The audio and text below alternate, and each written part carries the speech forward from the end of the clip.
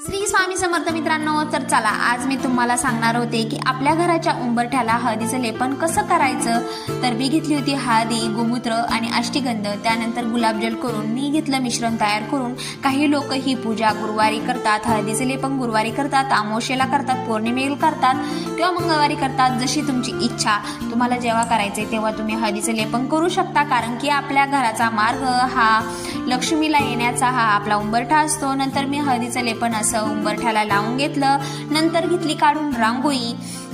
त्याच्यानंतर रांगोळी काढून घेतली. आपल्या घराच्या दारात जर आपण रांगोळी काढली तर बाहेरच्या येणाऱ्या माणसाची नजर आपल्या रांगोळीवर जाते आणि त्याच्यासोबत काही वाईट शक्ती आलेल्या असतात तर त्याच्यासोबत बाहेरच थांबतात. नंतर मी घेतले धूप, दीप, अगरबत्ती ओवाळून आणि 2 कापूरवडी जाळल्या.